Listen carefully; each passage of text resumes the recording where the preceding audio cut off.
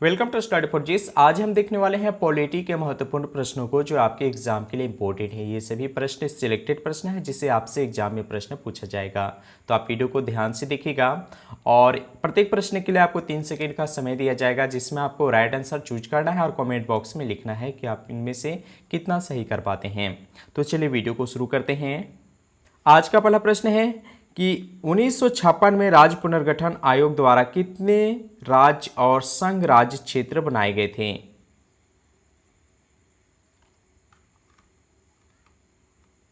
Answer होगा option number C. वर्ष 1956 में राज्य पुनर्गठन आयोग के द्वारा 14 राज्य और 6 संघ राज्य क्षेत्र बनाए गए थे। तो इस प्रश्न का सही आंसर होगा ऑप्शन नंबर सी।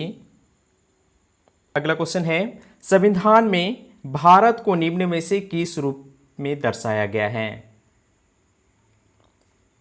आंसर होगा एक संघ राज्य के रूप में। ऑप्शन नंबर ए इसका राइट आंसर है। भारत के संविधान में भारत को राज्यों का संघ के रूप में दर्शाया गया है। ठीक है, तो याद रखिएगा भारत को राज्यों का संघ के रूप में दर्शाया गया है। अगला क्वेश्चन है, भारतीय संघ में नए राज्य की स्वीकृति कौन देता है? आंसर होगा संसद। भारतीय संघ में नए राज्य की स्वीकृति संसद देता है। ठीक है, तो इस प्रश्न का सही आंसर ऑप्शन नंबर डी। अगला क्वेश्चन है, सिक्किम को राज्य का दर्जा किस वर्ष दिया गया? आंसर होगा 1975 ईस्वी को। सिक्किम को राज्य का दर्जा 1975 ईस्वी को दिया गया है। ऑप्शन नंबर सी इसका राइट आंसर है। अगर आपसे प्रश्न पूछे कि भारत में सिक्किम को केवल संविधान संशोधन के तहत राज्य का दर्जा दिया गया, याद रखिएगा 36वां संविधान संशोधन, ठीक है, 1975 के द्वारा। ठीक है, कौन सा? 36वां संविधान संशोधन 1975 के द्वारा सिक्किम को राज्य का दर्जा दिया गया है। अगर आपसे एग्जाम में प्रश्न पूछे कि भारत में सिक्किम केवल राज्य के रूप में शामिल किया गया या फिर इसका निर्माण हुआ है, तो याद रखिएगा सिक्किम 22वें राज्य के रूप में। ठीक है, सिक्किम 22वें राज्य के रूप में इसका निर्माण किया गया है। अगला क्वेश्चन है, निम्न में से किस वर्ष संसदीय अधिनियम द्वारा लक्काद्वीप, मिनिकॉय और मिनिनद्वीपी द्वीप का नाम बदल करके लक्षद्वीप किया गया? आंसर होगा 1973 ईस्वी को। वर्ष 1973 ईस्वी को संसदीय अधिनियम के द्वारा लक्काद्वीप, मिनिकॉय द्वीप और अमीनी द्वीप, ये तीनों द्वीप का नाम बदल करके लक्षद्वीप कर दिया गया। तो इस प्रश्न का सही आंसर होगा ऑप्शन नंबर ए।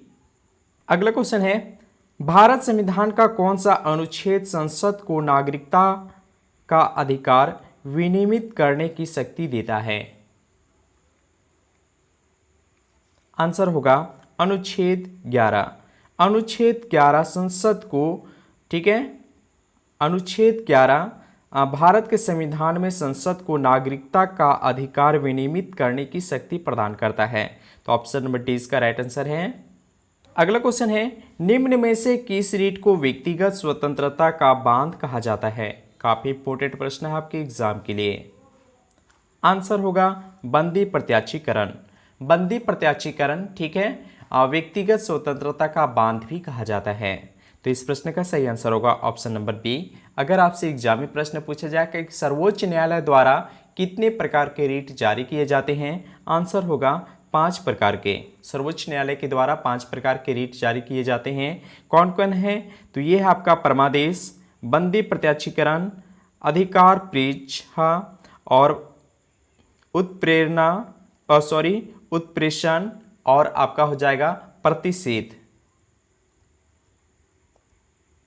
ये 5 रीट हैं जो सर्वोच्च न्यायालय के द्वारा जारी किया जाता है और ये काफ़ी इंपॉर्टेंट है आपके एग्जाम के लिए। अगला क्वेश्चन है कि भारतीय संविधान के किस अनुच्छेद में संवैधानिक उपचारों का अधिकार दिया गया है? आंसर होगा अनुच्छेद 32। भारतीय संविधान के अनुच्छेद 32 में संवैधानिक उपचारों का अधिकार दिया गया है। तो इस प्रश्न का सही आंसर होगा ऑप्शन नंबर सी। आपको पता होगा कि संविधान निर्माता यानी भारतीय संविधान निर्माता कौन है, ये भीमराव अंबेडकर। डॉक्टर भीमराव अंबेडकर ने ही अनुच्छेद 32 में, याद रखिएगा, अनुच्छेद 32 में संवैधानिक उपचारों के अधिकार को संविधान की आत्मा और उसका हृदय कहा है। ठीक है, तो ये प्रश्न भी आपके लिए इम्पोर्टेंट है कि कौन, डॉक्टर भीमराव अंबेडकर ने अनुच्छेद 32 को संवैधानिक उपचारों के अधिकार को ही संविधान की आत्मा और उसका हृदय कहा है। अगला क्वेश्चन है कि निम्न में से किस अनुच्छेद में अल्पसंख्यकों के हितों का प्रावधान किया गया है?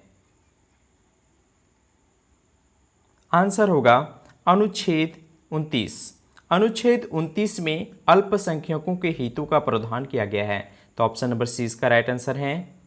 क्वेश्चन है भारत के किस उपराष्ट्रपति ने लगातार 2 कार्यकाल संपन्न किए हैं? आपको प्रश्न के अनुसार, ऑप्शन के अनुसार आपको बताना है कि भारत के किस उपराष्ट्रपति ने लगातार 2 कार्यकाल संपन्न किए हैं।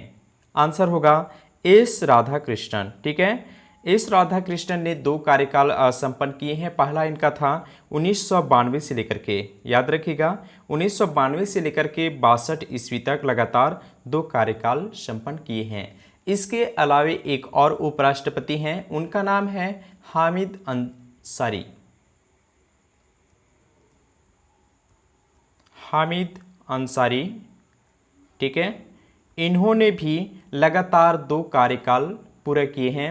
इनका कार्यकाल था 2007 से लेकर के 2017 तक।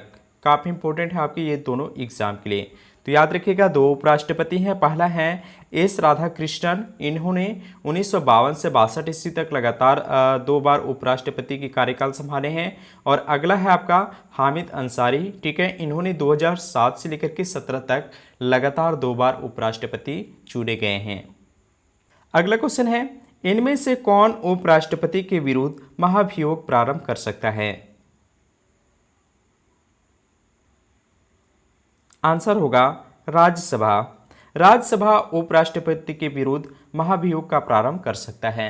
आपको पता होगा कि उपराष्ट्रपति को हटाने के लिए, ठीक है, जो प्रक्रिया शुरू की जाती है वह राज्यसभा से ही शुरू की जाती है।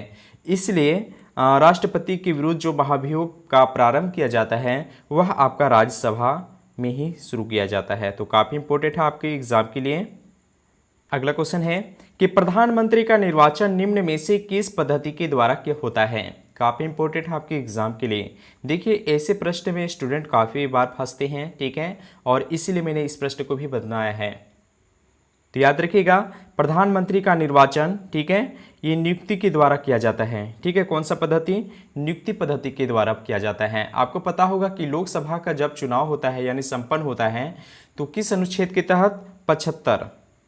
याद रखिएगा अनुच्छेद 75 के तहत लोकसभा चुनाव जब संपन्न होता है तो 75 के अनुसार राष्ट्रपति बहुमत दल के नेता को प्रधानमंत्री नियुक्त करते हैं, न कि चुनाव करते हैं। ठीक है, तो याद रखिएगा कौन नियुक्त करते हैं? नियुक्त करने वाले राष्ट्रपति होते हैं और किनको नियुक्त करते हैं? प्रधानमंत्री को। काफ़ी इंपॉर्टेंट है आपके एग्जाम में। इसे एसएससी सीजीएल में, ठीक है, एक प्रश्न पूछा है। अगला क्वेश्चन है कि प्रधानमंत्री के पद धारण करने के लिए न्यूनतम आयु सीमा क्या है? काफी इंपॉर्टेंट प्रश्न है आपके एग्जाम के लिए।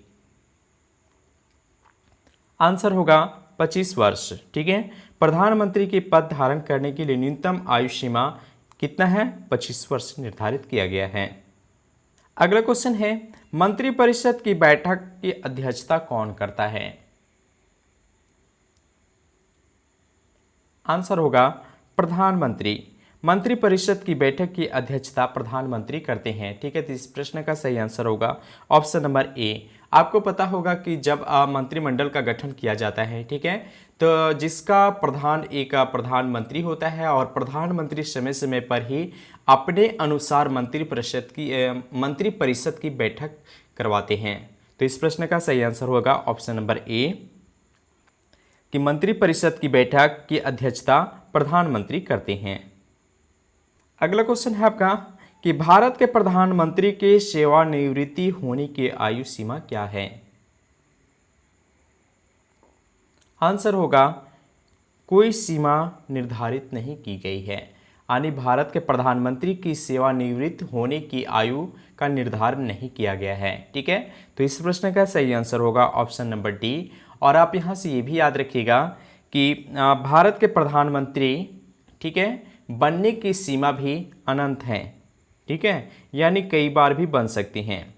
जैसे आपको पता होगा कि अगर यूएसए की अगर हम बात करते हैं तो यूएसए में मात्र कोई भी 2 बार वहाँ पे राष्ट्रपति चुना जाता है। ठीक है, और लेकिन भारत में राष्ट्रपति की सीमा अनंत है, और चाहे वह निर्वाचन का हो या फिर ये कहा जाए कि उसका सेवानिवृत्ति, ये दोनों अनंत होता है।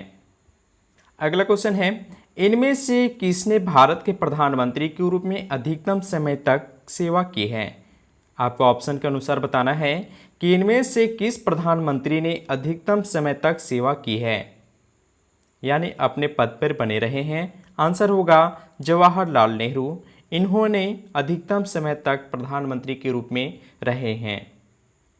अगला क्वेश्चन है कि इनमें से कौन सा अनुच्छेद यह सुनिश्चित करता है कि राज्य के नीति निर्देशक तत्व किसी भी न्यायालय द्वारा लागू नहीं किया जा सकता?